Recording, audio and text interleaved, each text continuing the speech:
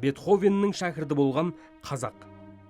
Классикалық музыка, оркестр, скрипка десе бірінші есімізге түсетін Бетховен, Паганини, Чайковский, Бах, Моцарт.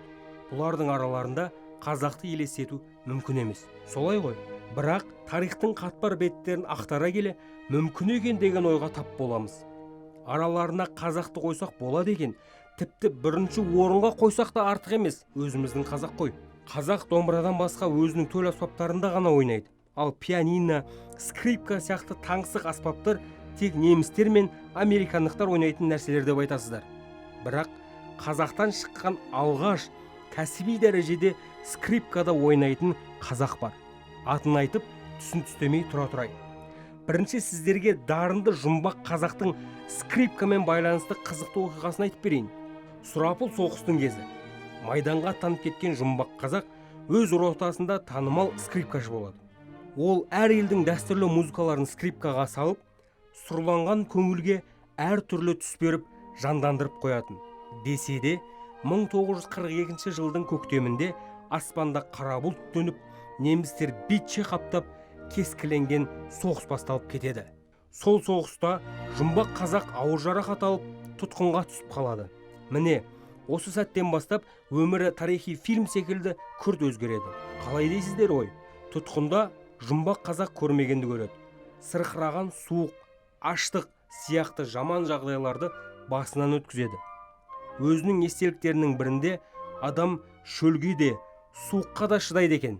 Бірақ аш адам хайуан жыртқышқа айналып, өзінің не істеп, не қойғанын білмей қалады екен.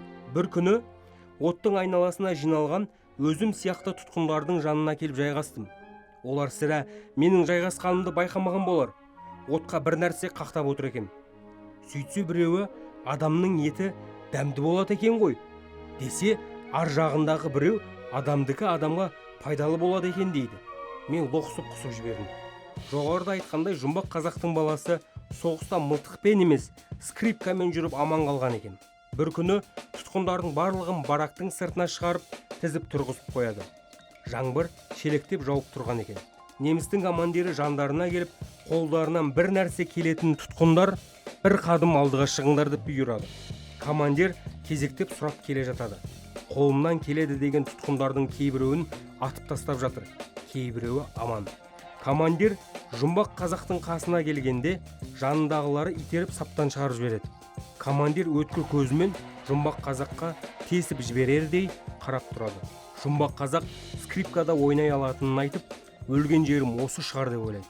Командир жақындап, жанындағы солдатқа немісше бірдеңе деп жұмсап жібереді. Сөйтсе, қолына сынып қалған жаман скрипканы алып келеді. Осы сәтте жұмбақ қазақ қазақтың елмай деген әуенін скрипкаға салып ойнап береді. Командир де, жанындағы солдаттардың да аузы ашылып, таңырқап қалған екен. Сол сәттен бастап жұмбақ қазақтың тұтқындағы өмірі күрт өзгереді. Киімін ауыстырып, жуындырып, шайындырып, командирлердің отырысында скрипкамен дамылсыз ойнатқызып қояды екен. Неміс офицерлері өздерінің Бетховен, Бахтарды соншалықты керемет орындағанына дән риза болады. Осы кезде жұмбақ қазақ қашуға бел буады. Өздері сияқты немістерге қызмет істеп жүрген тұтқындармен қашып, екінші күні-ақ ұсталып қалады. Ол кезде де сол скрипканың арқасында аман қалады. Күндер өтеді. Скрипкашы қазақ өз өнерімен немістерге неше түрлі қазақтың күйлерін салып таңдай қақтырады. Осындай бір сәттерде Америка әскері ұшақпен немістердің лагерін бомбалай бастайды. Осы кезде жұмбақ қазақ немістерге қарсы соғысып, Италияның Вена деген қаласына өтіп кетеді. Жарайды, жұмбақтамай айтайын, қазақтың ең алғашқы кәсіби скрипкашысы Әйткеш Толғанбаев еді.